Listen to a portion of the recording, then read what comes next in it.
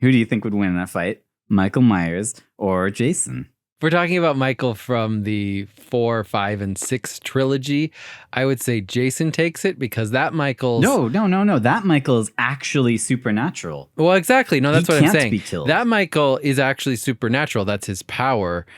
Jason also is supernatural. That's his power. But Jason has more supernatural power than that Michael, is what I'm saying. Then he definitely has more supernatural powers than non-supernatural Michael. No, because the original Michael has symbolic power. He is a literary device. He is a symbolic monster. Like he actually can't be killed because he is in a fictional universe. Oh, okay.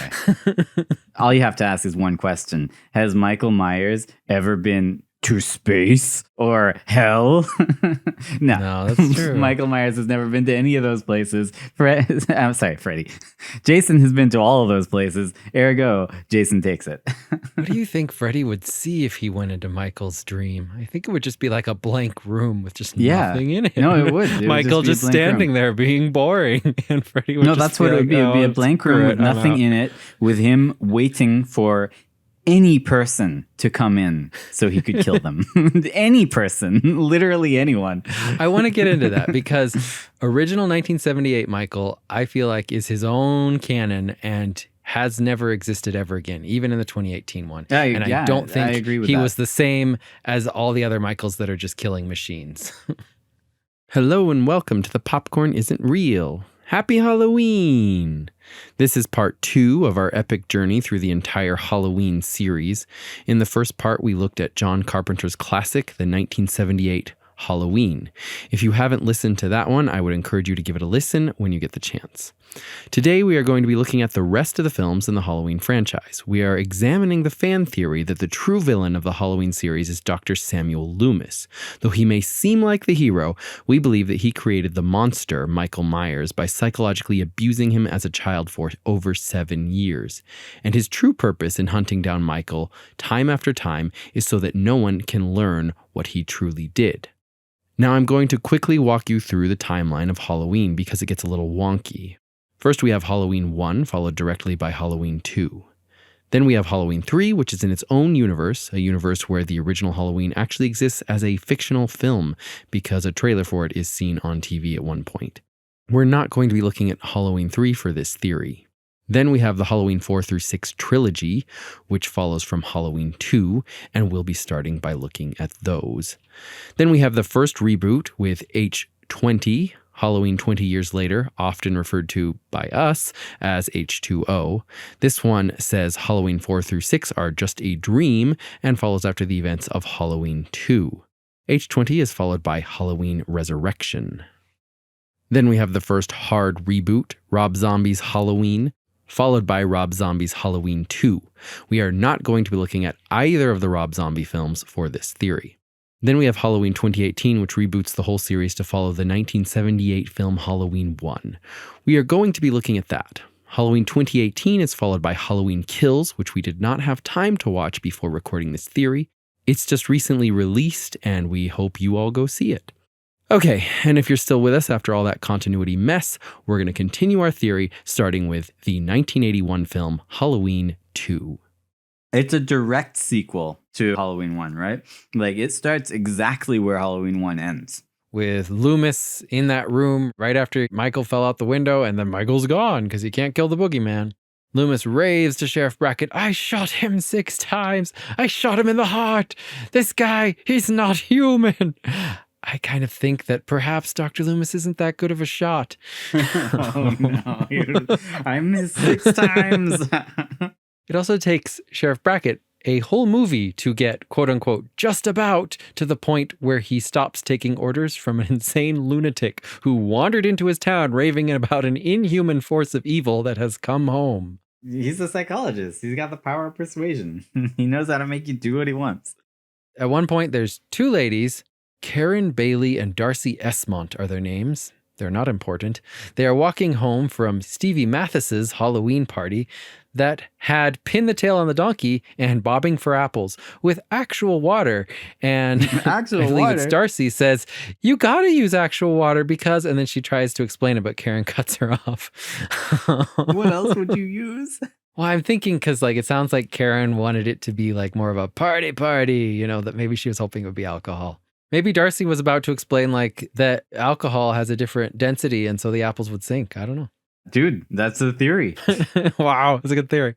Have you ever been in a situation where you are actually bobbing for apples? I did it once at like... Me too. A birthday party when I was like 5. Where we were kids.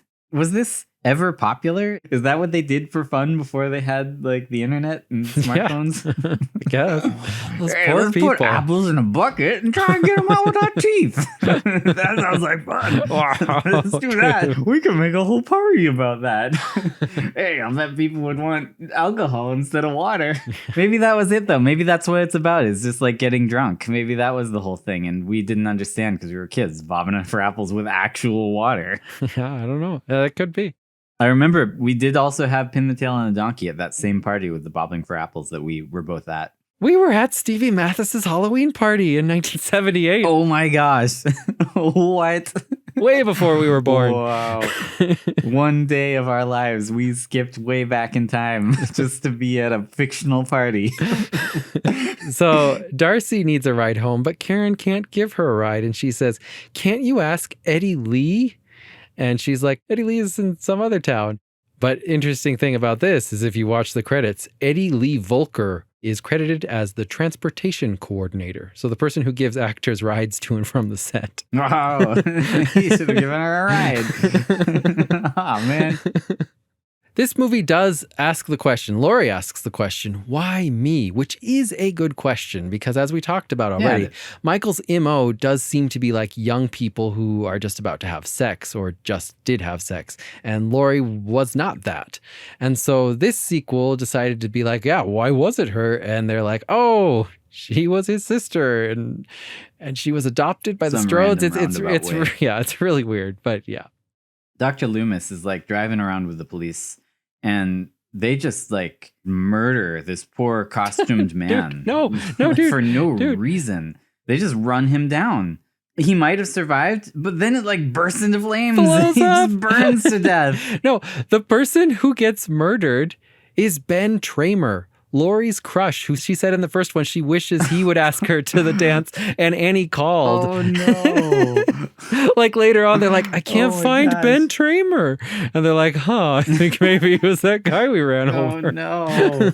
Wait, so Ben Tramer, her crush, was dressed as Michael Myers that Halloween? Because that's pretty interesting. That he was. But apparently that was like a common mask that was in their stores then, was a white painted William Shatner mask. There's a William Shatner mask? Yeah, you didn't know that? Okay, so that's a really famous bit of trivia, is that they just bought a William Shatner mask from a store and they painted it white. And that was Michael Myers. Whoa. That's how they created him. That's why he's got such great hair. It does have great hair. In the newer movies, for some reason, they made the cheekbones on the mask like really saggy. His mask changes a lot from movie to movie. Like in Resurrection, he's got like really prominent eyebrows. He always looks a little quizzical. Yeah. Loomis says at one point, in many ways, he was the ideal patient. He didn't talk, he didn't cry, he didn't move. That's the ideal patient. This is his idea of an ideal patient. What a terrible doctor. You want no interaction. He drilled that into him. He was like, you need to be the ideal patient. Don't talk to me. Don't even move. Don't cry. And this is what turned Michael evil. Like, this is my time for sitting here reading a book. That little kid we saw at the beginning looked like he was really sad, maybe about to cry. And then he got to Loomis and Loomis was like, don't cry. Stop talking. Don't move. Just sit there quietly. It's like, wow, I've created also, the ideal patient. You're evil, and evil, then 17 years later discovered, oh, wait, I created a monster. Can't let that get out. Mm-hmm. My main thought about Halloween 2 as I was watching it was that it was fine. It was a decent horror movie, but I do feel like it kind of forgot what kind of slasher Michael Myers was. Yeah. Like they have a bunch of like jump scares and misdirections and just, regular slasher fodder. Right. But that's not what Michael Myers did.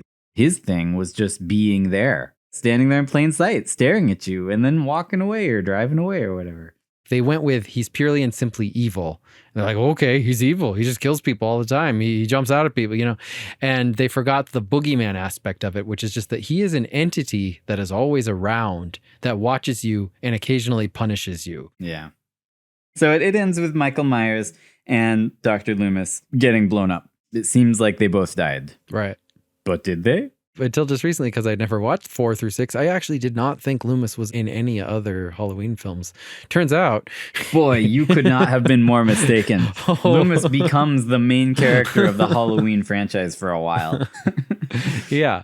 In Halloween 1, I was arguing that Michael Myers was like an actual kid who was turned evil by Loomis.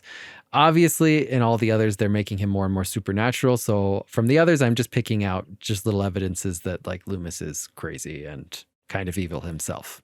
That's fine. We already talked about how the continuity of these movies is loose at best and a complete mess at worst. So, Halloween 4, Return of Michael Myers.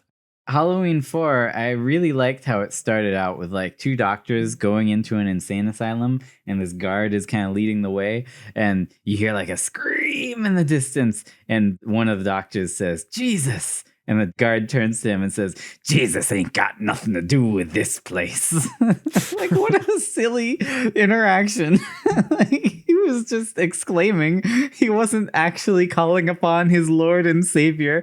And even if he was, you don't need to be so offended, you weird guard. Pretty good. So yeah, Michael escapes again. Oh, no. And Loomis is around. He's got a big burn on his face. He uses a cane sometimes in this movie. Never does that again. I mean, I think it's crazy that Loomis is still Myers' psychologist, especially given the fact that everyone in this movie at this insane asylum wants him gone or dead. Like, they all want him out of there. They're like, I can't wait till he leaves or drops dead. Yeah. I mean, maybe he's not a very good psychologist. No, he's not. Michael escapes, and he does what he usually does when he escapes, which is he goes to a garage and steals a mechanic's car and occasionally kills the mechanic and takes his coveralls. I don't remember exactly when this was. I think it's while Mike is escaping. He just shoves his thumb through a guy's skull. He's just like, boop, and pushes his thumb through. Your thumb bones are probably not stronger than skull bones. Your thumb would crack before the skull does, right? Like, I think this is where he just takes off as like an actual Hulk. One of his things becomes, I can break down doors. Like, that's one of his powers. Like, he can just, if there's a door, he could just bust through it. Oh yeah, he is super effective against doors. Mm-hmm. He is. I mean, even in the first one, he does punch through a door at one point. So, well, and speaking of things established early on, really early in this movie, they just kind of dropped the line that, oh, Lori died off screen in a random car accident. She's gone. That's Right. it for her. And I guess we're here's all her in daughter. her dream, and she faked her death. I don't know. I just thought, like, what an unceremonious way to write out your star character. Like, come on. I know. Nobody likes that. Oh, cool feat that Michael has in this movie. He impales someone with a loaded shotgun. Oh, yeah. That was cool. He doesn't fire the gun. No, he Michael never fires a gun. No. But he does stab people with things. It's a blunt object. Yep. It's made to kill people in a very different way than he used to. Okay, so at the end, Jamie, The little girl who the movie's about, played by Danielle Harris, and her babysitter/sister have had a very traumatic experience, and the sheriff says, these kids aren't likely to forget. Then Loomis says, they've survived this ordeal. They'll survive its memory. And then he just walks away. I've got to say, great psychiatrist there.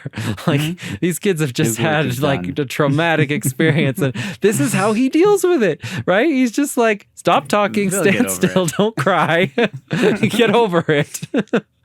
No wonder Michael is the way he is.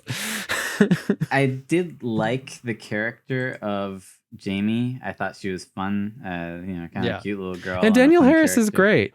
And I liked that the movie ended with her in a clown costume, murdering her mom for no reason. She's Michael Myers she's related to Michael Myers, at least. No, and I actually did really like that they were trying to make Jamie into the next Michael. It was kind of a cool little cyclical thing. Too bad they didn't go with that. But I also loved Loomis's reaction to that. Like, this is right after their ordeal. The mom takes Jamie away, like, you need a bath, because she's like covered in blood. But I like Loomis's reaction. Like, he just freaks out, immediately braises his gun up, just because he sees a little girl covered in blood carrying a bloody knife. He does not know she murdered someone at this point. I mean, obviously there's a bloody knife, but like, his reaction is just, evil little girl, kill. No, he knows what's up. Halloween 5, Revenge of Michael Myers, made in 1989. Yes, Halloween 5. This starts out, okay, so they blew him up in like a very deep cavern at the end of 4. Yeah, like a mine shaft or something. He just like falls into an underground river, comes out into a less underground river. And then like goes into a coma or something.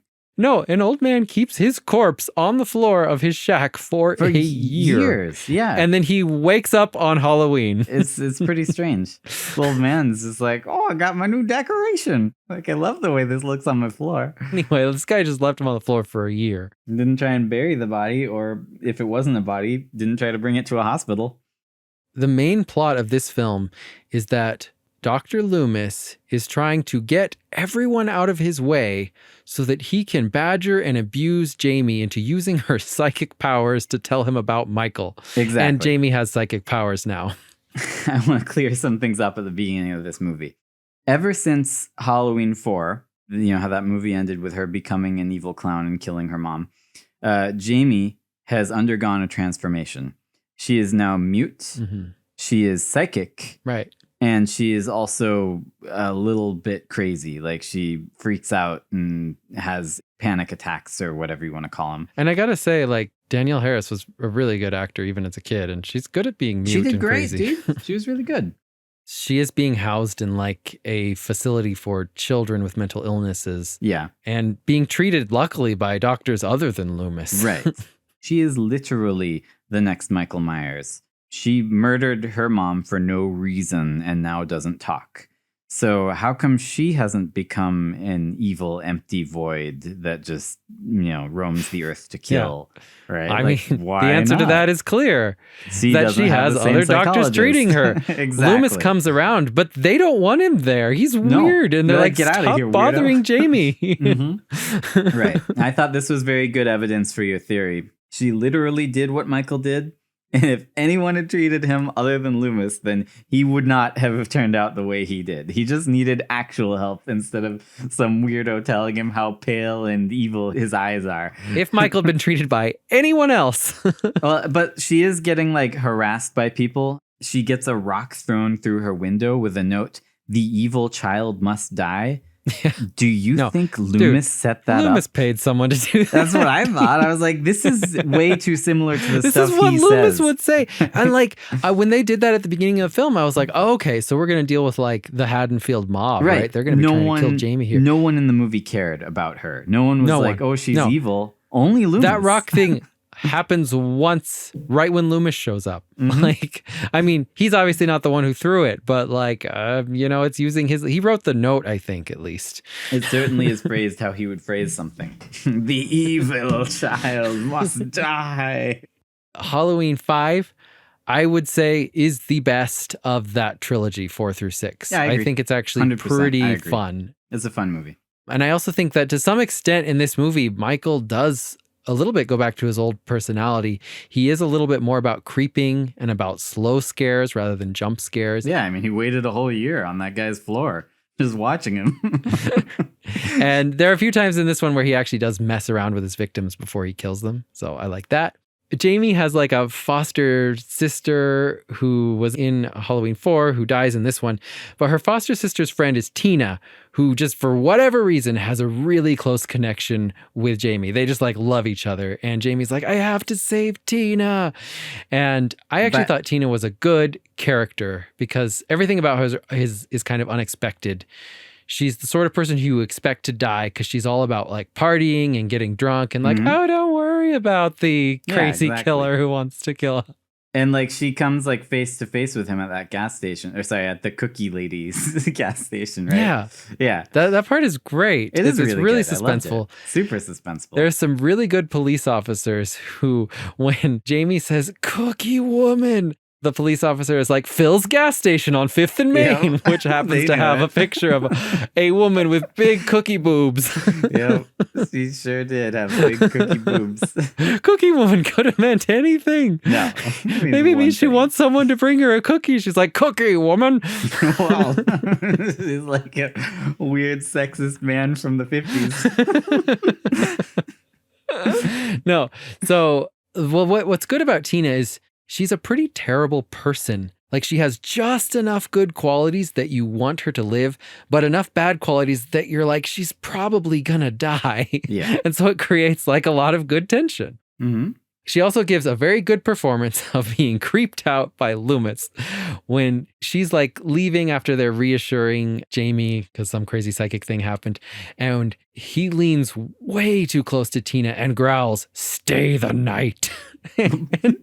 And the performance here is just so good. The actor is clearly creeped out, but she acts polite and happy, and she's just like, "Oh, I'm sorry, I gotta run." And then when he pushes her to stay the night, she's like, "Stay away from me, okay?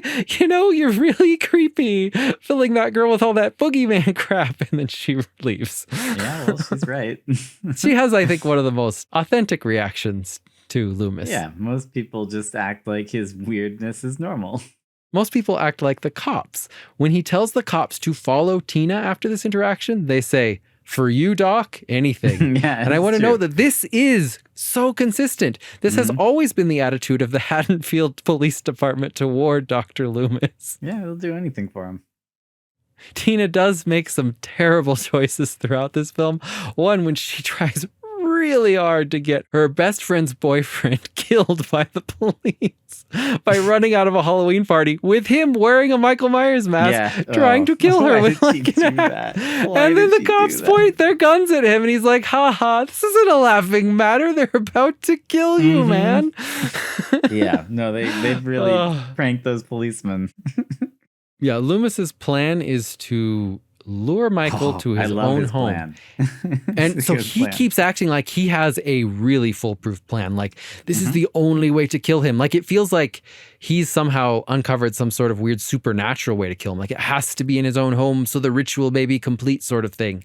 But his plan is to lock a little girl and a cop in a room to lure Michael there to kill them all. Yep. And when that cop tries to call for backup, he holds the cop at gunpoint. Yep, he does. It all culminates in the end of the movie with her running for her life from Michael and then getting like caught by Loomis, who uses her as bait for his chain trap. He's so evil. He holds her out in front of him and he says, "You want her? Come get your little girl." And then traps Michael. And the big finisher of his trap is that he's got a board with a nail that he's going to beat Michael with. Which a board with a nail. The best part of the movie. It was so much trouble. It was so much trouble to lure him to the old Myers house. He could have done that anywhere. Yeah, but he hadn't set up the net anywhere. He set up the net here. So what he was telling the police when he was like, "There's only one way to beat him," was, "I have a big net. I already went to all the trouble of setting up this big chain net in the Myers house. We have to go there. I can't set up another net. Where am I going to find another chain net?" Come on. So wait, does Halloween 5 end with like an evil trench coat superhero from the 20s with a fedora and a Tommy gun breaking Myers out and kidnapping Jamie? Because that's what I saw, and that was pretty weird. That is how it ends. Yep, no, that's pretty weird. And it's good foreshadowing for the general tone of Halloween 6. What are they doing? Like, clearly they were already planning Halloween 6, which is crazy because if they were, why didn't Halloween 6 make more sense? It seems like they had no plan whatsoever. Well, from what I've read, it seems like Halloween 6 was like undergoing massive rewrites during filming. Right. I can certainly feel that. So Halloween 6 actually doesn't have a number. It's just called Halloween Curse of Michael Myers, and it was made in 1995. which is strange because the last one was made in 1989. So a full 6 years, even though it seemed like they had they had really good going. ideas. Like they ended it on a cliffhanger. I don't have too much from Halloween 6. Paul Rudd shows up. He's freaking Paul Rudd. He's the little boy from the first Halloween, I guess. Yeah, he's Tommy Doyle. Tommy's back. And he's read too many Laser Man books because now he's waiting for Myers to come back. He's a freaking superhero. Paul Rudd says, his work isn't done. And this time, I'll be ready. It's got to be all the Tarantula Man comics and Neutron Man, Laser Man. Now, I do like that they introduced Dr. Loomis in this movie because I thought he was dead, but then he shows up and he's like, no, not dead, just very much retired. They don't even explain it. Like, yeah, he got like stabbed by Michael at the end of Halloween 5. Yeah, no, he's just back. He didn't die. One important thing that happened in this movie, Jamie, I guess, grew up in a dungeon, a literal dungeon. And all she does is give birth to babies. And also, why couldn't they get Danielle Harris? I mean, I'm glad they didn't because they just kill her right away. But yeah, I'm glad they didn't. Basically, she's been raised in a dungeon and her sole purpose is to have babies that are sacrificed by this cult, as far as I understood. You have understood far more than I did about this movie. But yeah, so she manages to escape. One of the cultists helps her escape with her baby, and she gets out of there. The cultists send Michael Myers after her. Is he just like a piece of furniture or like a fixture of their facility? Like, I don't know. It was very strange. But yeah, she escapes with her baby. She puts it somewhere and then goes over just to die. Yeah. Now, I have to ask, what in the world was Paul Rudd doing this whole movie? Like, what? He finds a baby in a cupboard somewhere. Uh-huh. So now he's just gonna like take care of it? I don't know. Apparently it's his baby now. He takes it to a hospital and just freaks out. He freaks out on everyone at this hospital. Get me a doctor. Like that. I don't know what he's doing, but he's certainly not trying like, to get help. Security. Because they're like getting security. And then he's just like, whoop, I'm out of here. And he leaves without getting any help. No, like, this is how every scene in this movie plays out. It's like the beginning and end of the scene were written by different people who didn't know what the other part of the scene was. Pretty much. So yeah, Paul Rudd basically just confused the crap out of me for this entire movie.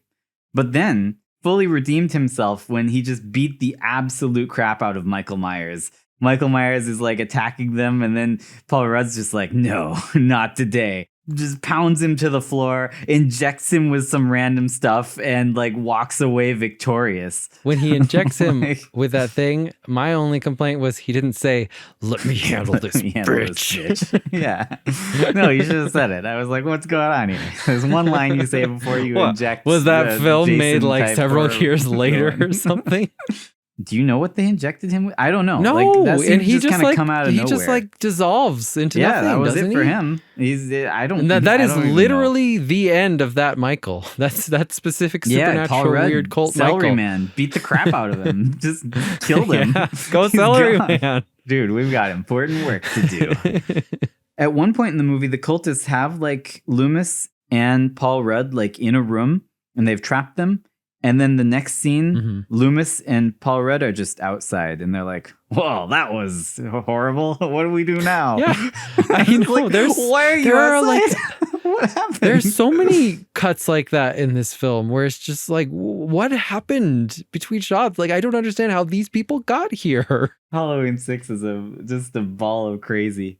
The only real evidence I had of just Loomis being bad from this movie was at one point he's talking about Michael and he says, the thing inside him came from a source too violent, too deadly for you to imagine. Yeah, it's Dr. Loomis. He's talking about himself. And then he becomes really like sad and melancholy and he goes, it was pure evil.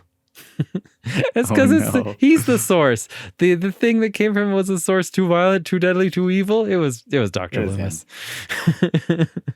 That's Halloween 6. That is the end of Dr. Loomis, basically. That's the end of the main series. We're coming into the first continuity reset. H2O.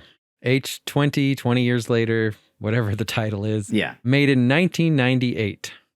I will say that among fans, at least before 2018, H20 was generally regarded to be one of the best of the sequels, if not the best sequel in the Halloween I can see where series. they're coming from. I don't fully agree. Yeah, I mean, it's basically Scream, but yeah, it was, without any very twist. 90s, very Scream with less imagination, kind of.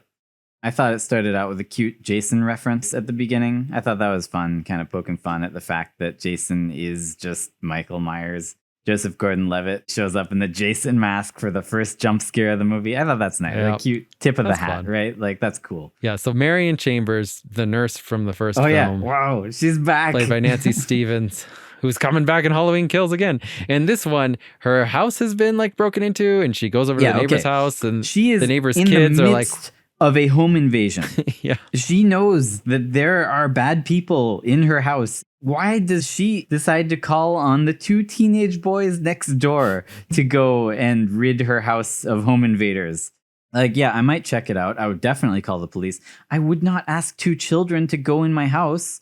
But I will say this is one of my favorite parts of the movie. I thought Joseph Gordon-Levitt did a great job. Yeah, dude, he's an amazing actor. He's crazy really that they brought him in just to kill him off. I can't believe they killed him off like that. He could have been the star of this movie. What the heck, guys? I mean, of course, he wasn't that big back then. He was just in Third Rock, right? He was big enough. You got to remember, this is in the Scream era. And what made Scream so surprising? They got Drew Barrymore, who was famous, and killed her at the very beginning. Like, that's what they were doing. They got Joseph Gordon-Levitt. They make him a fun, cool character. So you're like, oh, this guy's going to live. And then they kill him. But they didn't do it idea. Nearly as well. They killed him off screen, unlike Drew Barrymore. No, but that was a horrible reveal to come back and, oh, he's got an ice skate in his face. That's not how Michael Myers kills people. That's a Jason kill. Yeah, exactly. That's a Jason kind of death. Marion Chambers comes back to her house. Both those kids are dead. Well, first she goes into her house, and then I think Myers starts like chasing her. So she runs back. Right. She has a framed picture of Dr. Loomis, and I think on her desk, she just has a file for Laurie Strode just out. And then Michael just kills her, which I'm like, why bring back the nurse from the first one? Yeah, I know. Who no one recognized and no one even knew she was the nurse from the first one, just to kill her, you know? Just to kill her off, yeah. And then we get newspaper clippings. And so there's like a montage of newspaper clippings as the credits go by. One of them says Dr. Loomis gained international fame treating then 6-year-old Michael Myers. Myers, spelled wrong, was only one of the mass murderers that Dr. Loomis has treated over his distinguished career. Uh-oh. Now, I believe that perhaps Dr. Loomis is creating mass murders. Yeah, dude, that's pretty good. Maybe he created all of them. Maybe he treated Freddy. Maybe he treated Jason. Who knows? I mean, that's true. Freddy could have definitely been in some sort of institution. Again, I don't know if he's doing it on purpose, but I do think that, like, if you get treated by Dr. Loomis, there's a good chance you will become a mass murderer. And it's got to be something to do with him. As we already saw in the whole, like, Jamie didn't turn into one because she was treated by someone else. Yeah, it's true. Laurie Strode is now the headmistress at like a private school, and she changed her name. She faked her death. And this kind of ties into the 4 through 6 trilogy, because in that canon, it was said that she died in a car crash. And in H20, she says that she faked her death using a car crash. And that's how she changed her name and started a new life in California as a headmistress at this private fancy school. Well, we'll get into this, but I was going to ask, like, does this mean that they were trying to canonize 4, 5, and 6 as something that did happen, but she faked her own death? I appreciate and that means that they tried. Jamie exists. Jamie, her daughter, exists, and she just abandoned her and went to have a son. She has 3 non-canon kids. She's got Jamie, who became non-canon when H2O came out. She's got her son in H2O, who became non-canon when Halloween 2018 came out. And she's got her daughter and her granddaughter in 2018, who I'm sure will be non-canon eventually as well. It happens to the best of us.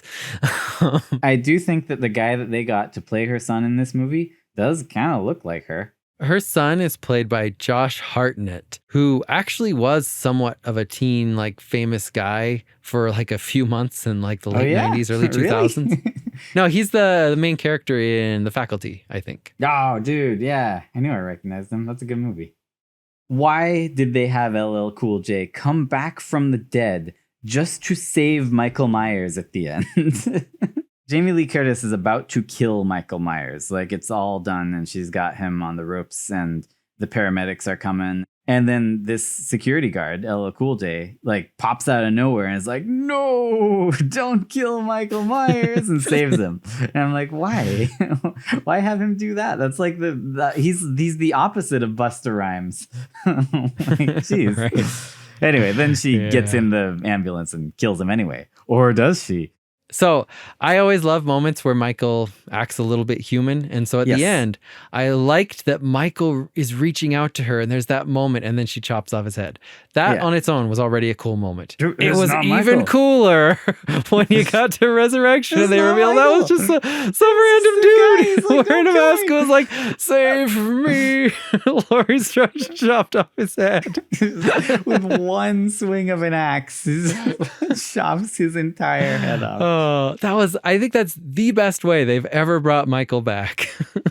Now we can get into Halloween Resurrection. That was all I had to say about H2O. Halloween Resurrection, made in 2002. My favorite Halloween movie of all of them. It's like even the first one. I'm ashamed to say even better than the very first Halloween movie. It's so good. So it's the follow-up to Halloween H2O. And at first I wasn't sure what to think about it because it starts out with Jamie Lee Curtis in an insane asylum. And, oh no, she didn't kill Michael Myers. She killed a paramedic. Oh, poor Jamie Lee Curtis. So she's not taking her antipsychosis pills. She's hiding them in a teddy bear. And maybe this is why she sees Michael Myers watching her through the window because she's hallucinating. I don't know. Right. I think maybe those pills are to keep her from hallucinating Myers outside her window. Maybe she hallucinates the whole movie. And this Laurie Strode is the one from Halloween 2018. It could be. And she was just a really big fan of Busta Rhymes. She was like... She had a whole fantasy just about him. Who could save me from Michael Myers? Who is possibly cool enough and badass enough to beat him? And then she knew it. It was Busta freaking Rhymes. I love Busta Rhymes, the movie, which is what it should have been called. Mm-hmm. I thought it was interesting how this movie just gets straight into the kills. Like less than 10 minutes in, we've already got like a security guard's head in the dryer about to be followed by another one. Michael lowers himself down from the ceiling with one hand. He's holding onto a board with one hand. I know, he does like a one-arm. He must have been holding himself completely like perpendicular on the ceiling with one hand. Like his forearm muscles are insane. I think his greatest feats of strength are in Resurrection, but nowhere near the feats of Busta Rhymes. Anyway. Oh man, dude, we're going to talk about that too. But no, Michael Myers is very strong in this movie. Like he's punched through doors before. He has never once until just now. He just walks through a door as though it is not there. He walks through it, yeah. He's like, I don't even need to punch it. I can just walk. What door? Did someone put a door here? I didn't see any door. Well, I do like the beginning of this movie. Like, I really like the part where she catches him. I loved it. The first time I watched it, though, I did think that the part where she dies kind of sucks. And I think that everyone, after watching H2O, probably was like, yeah, Laurie's back. And I loved it. I was all for it. Because I think this movie is a wonderful, just like campy, cheesy mess. I really like it. And I think that's the reason why it's so low rated. Is just that they brought Laurie back and everyone was excited and then they killed her in the very beginning. But like, I feel like that's also not their fault. Like Jamie Lee Curtis said, you have to kill me in the beginning. Yeah. She made it very clear. She did not want to be involved anymore. And she hates Halloween Resurrection and thinks the whole movie is a joke. No. She is 100% correct. That movie is a joke, but it's a very good joke. It's so good. It's my favorite movie in the entire franchise. The beginning of this movie was clearly meant to be the end of this movie. So I kind of wonder why they started with it. So Jamie Lee Curtis was contracted to do 2 Halloween movies. And she actually liked and was super into H2O. But then at the end of that, she was like, that's a good end to my story. I don't want to do this anymore. So they probably did have a whole story written. And they were like, well... let's do the end of it. And then what's cool right now? Reality TV. Yes. And that's why I liked it, because this is a really good ending. Like, it's actually good. I love it. I love how it builds up and he's, hunting her down. I liked Curtis catching Myers and then going to check him just to make sure that it's actually him. because she was afraid. And then he grabs her and stabs her, and then she kisses him on the lips. She kisses him. I love that part. No, I really love that part. Like, that's amazing. The best interaction between Laurie and Michael in the entire series. Why did she kiss him? And then says, "I'll see you in hell." As Jamie Lee Curtis just totally hamming it up for a movie she cares nothing about. And then Michael Myers giving his knife to his biggest fan, this man who knows all the trivia. They set it up for the next Michael Myers by having him hand off his knife to someone else before continuing the movie with Michael Myers and not that guy. So there's a crazy guy in this place who wears a clown mask and loves serial killers. Mm-hmm. Yeah. I love Michael's just interaction there. Just he's like, "Oh, I like you. Here you go, dude. It's your turn. What you need. You need a I'm knife." off. No, it's like it harkens back to his child. He's like, "Oh, clown mask. Oh, I know what you would like. Here you go." Yeah, he wants a knife. I did that with a clown mask. It was great, dude. That started my whole career. And I think it starts the movie on the right note because it gives Michael a little heart, right? No, I agree. I just love that part. And this whole movie is about putting Michael in awkward situations where he's kind of out of his element. And that's why I love it. I love seeing Michael out of his element. We've already established, I always love it when Michael doesn't kill someone that he walks past. And he didn't kill that clown guy, and he like passed the torch to him. It's pretty cool. Like you said, the rest of this movie is kind of about like some sort of weird reality TV show setup thing. It was way ahead of its time, honestly, in like the year 2002. Right, yeah. It would work a lot better nowadays with actual influencers and smartphones. It's like they foresaw people making like live videos of themselves streaming, right? Like live streams. Even though in this film they're texting with like a stylus on a flip phone. It's so weird. Oh, it's so weird. Basically, they're putting on this weird reality TV show where they've got a bunch of teens and they're live streaming, just looking around in Michael Myers' old house. Deckard, who is the friend of kind of the main character, she's exploring the haunted house. He goes to a party and he's like, "Screw parties, I want to watch this cool webcam show." As he's watching, this couple bursts in because they're going to have sex. And they see this like pervy nerd weirdo watching a webcam. And he's like, "Oh, they're exploring a haunted house. You guys want to watch?" And then this couple who clearly wants to have sex are like, "Oh my gosh, sure, we'll watch." Like, this is apparently a great idea. People love to watch this. And eventually, of course, everyone in the party comes into that room and is just watching and being like, oh, this is great. I do think that this movie is smarter than people give it credit for. Like, people think it's just a dumb joke. It's so self-aware. It knows what it's doing. And in a lot of ways, it's critiquing and making fun of the Halloween franchise itself. Exactly. It's critiquing like the viewers watching the movies. It's the only movie that puts Myers in like actual situations where he needs to interact with people instead of just killing them. He's totally out of his element. He doesn't know what's going on. Basically, Myers is here in his own home fighting off home invaders. Like, I thought that was such a good reversal. Right. Watching it, it dawned on me, and I was like, "Oh my gosh, Myers is the good guy. These himself. Guys are invading his home." Like, he honestly probably doesn't know what's going on here. He's just like, "Why is my house full of people? I gotta kill them." Why else would they have started the previous movie H2O with home invaders with that nurse? Exactly. That's what they were hinting at. My absolute favorite scene in this movie and in the entire Halloween series is when Michael Myers comes face to face with himself. Oh, dude, I love this part. And stands there completely blank and subservient as he gets chewed out and berated by himself for stuff he doesn't have any idea about. Like, I know. I love this part too. This. It's so good. Of course, Busta Rhymes is dressed up as Michael Myers because he wants to freak out the contestants. He's gonna scare the kids. And then he's like, "What are you doing here, man? Like, get out of here! Like, we can't have two Michaels running around. Then they'll know." And Michael's just like, "What? Oh, shoot! Did I do something wrong?" Like, just standing there. He looks so, and then, like, so meek the whole time, because we know Michael at this point. He's just a killing machine. We're like, he's just gonna kill Busta Rhymes. He doesn't. He says, like, Busta Rhymes tells him go away, and he just turns around. He's like, "Okay," and he walks away. No one has ever done this to Michael before. No one's just like yelled at him and been like, "Go away."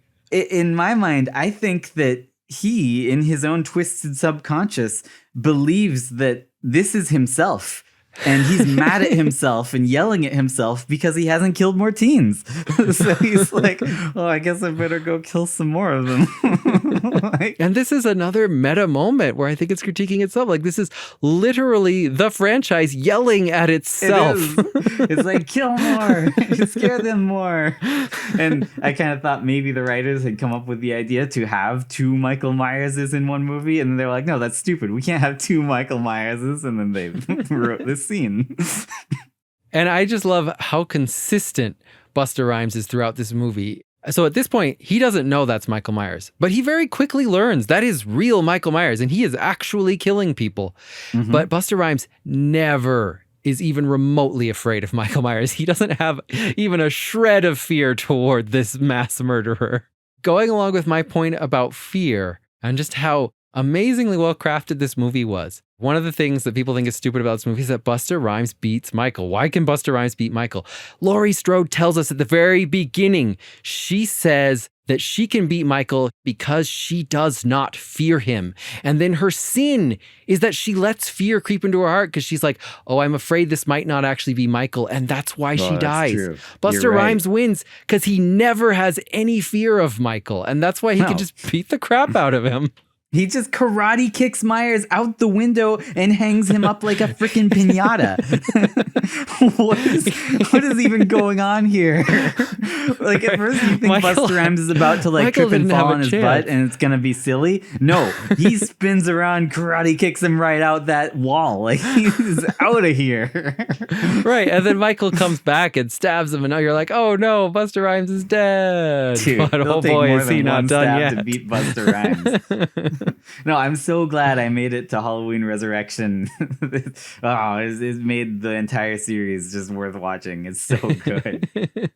So it ends with like the coolest scene ever where the house is just on fire and Busta Rhymes shows up and is like, trick or treat, motherfucker.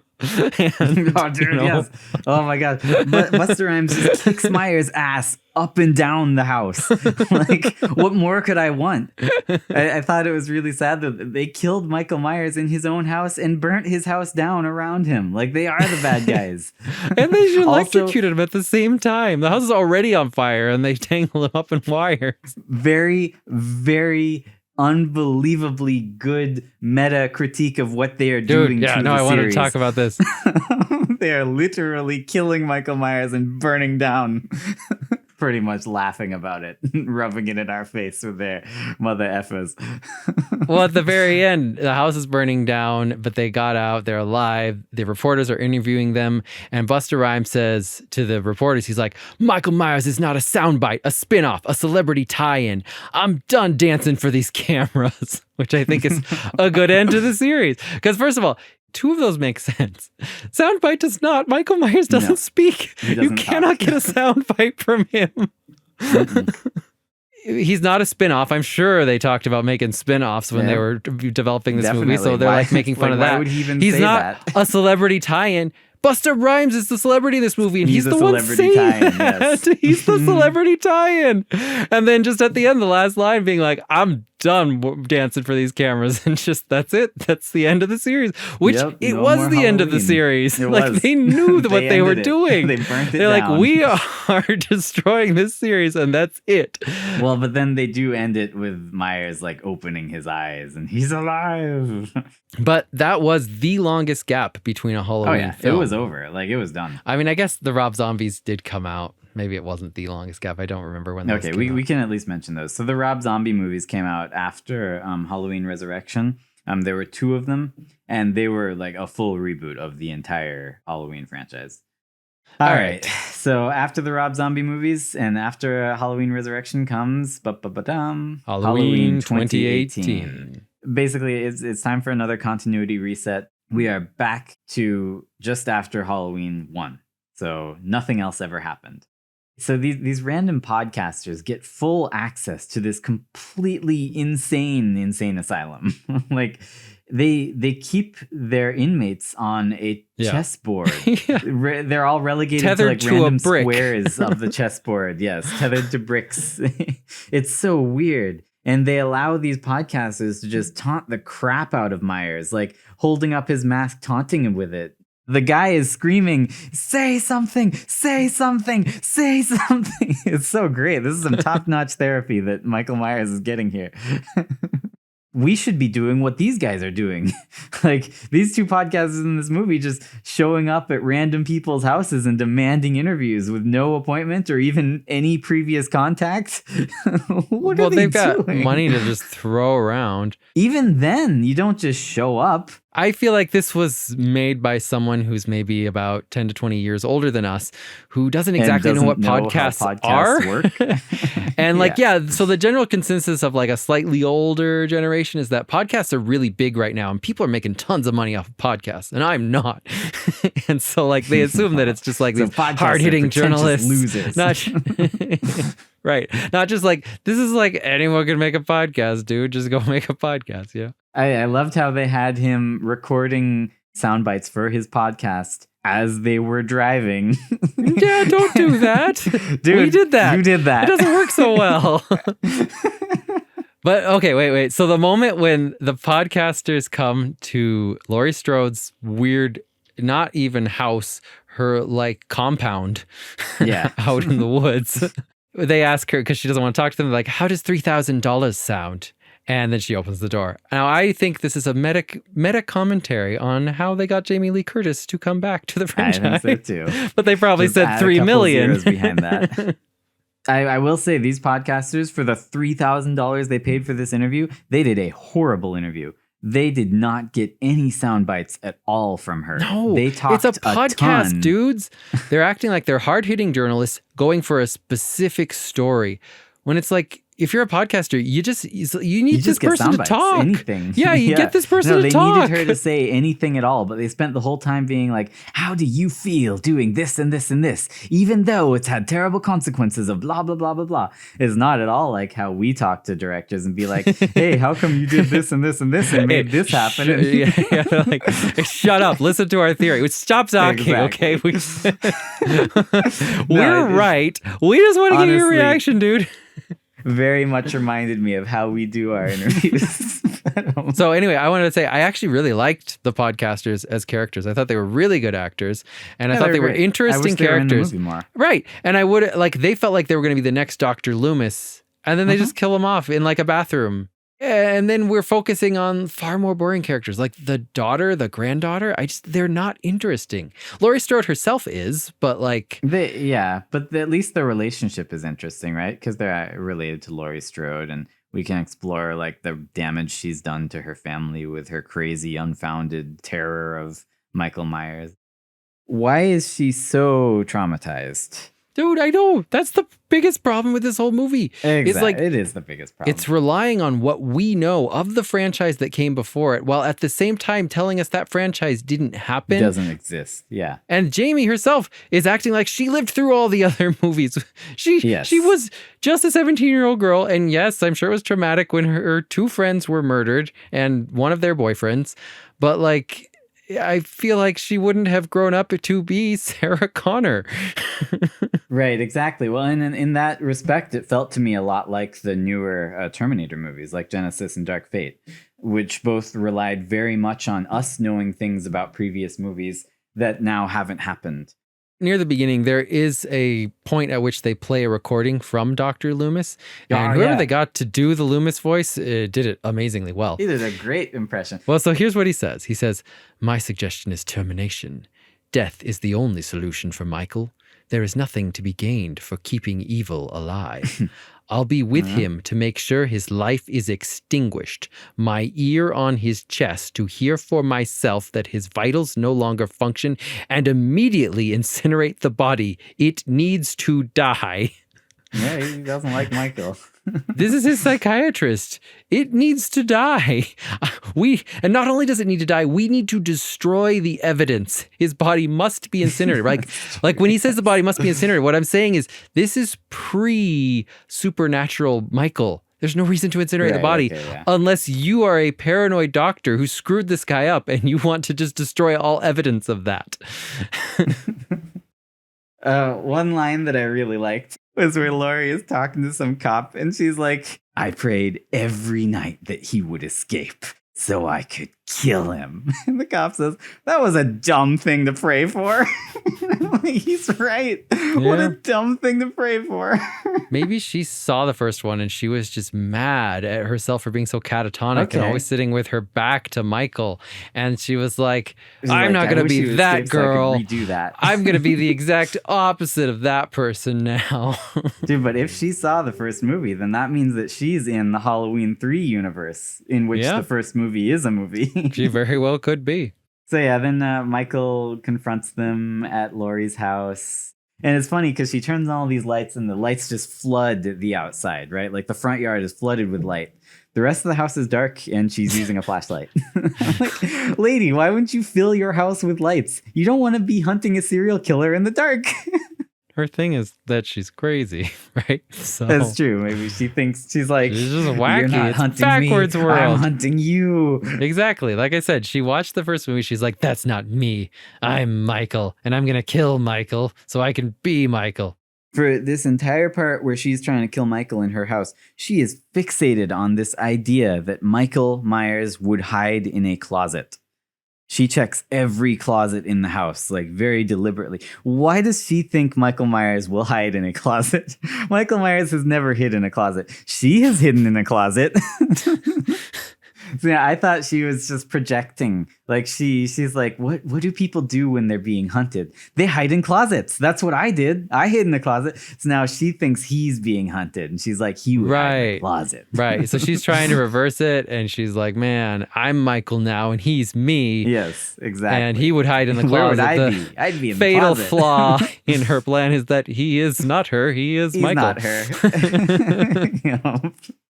All right, that's pretty much the end of the movie. I just want to, as I was watching it, I was thinking, dude, Michael Myers would not be able to hear a thing in this floppy rubber mask. Like all he would hear is like constantly as the mask flops around on his face. Maybe that's why he never responds to anyone when they talk to him. He can't hear them talking to him. He's like, what? Also, he can't see. He's just really afraid. He's like, I gotta kill all these people. They're shouting at me, but I can't understand them, and I can barely see them. I just gotta kill them. There you go. Okay, so what do you think of my theory that Dr. Loomis is, in a way, the true villain of the series? At the very least, evil and created the monster known as Michael, and is kind of trying to cover up his tracks by catching him. There's no denying the fact that Dr. Loomis is a very unorthodox psychologist. He really, really has it out for Michael. He has nothing but negative things to say about him, basically calling him pure evil and the boogeyman. Yeah. And there's also very clearly documented psychological surveys and tests that show that, if you tell someone they are something, they're more likely to act that way, right? So I think that it makes a lot of sense. I could definitely buy this theory. It really seems like Dr. Loomis created Michael by telling him over and over how evil and bad he is. And I could see Loomis doing that because that's all he does. He tells everyone that. Yeah. Happy Halloween, everybody.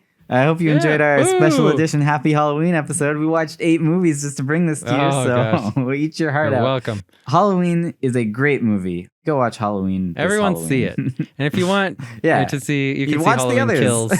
Yeah, but especially watch Halloween Resurrection because it is the pinnacle of this franchise. Yeah. It is the high point. You got to go watch Halloween Resurrection. Music for this episode was provided by Christine. And if you like our podcast, leave us a review. Hit us up on Twitter at Popcorn Isn't Real. And remember, the popcorn isn't real. Do do do do do do do do do do do do do do.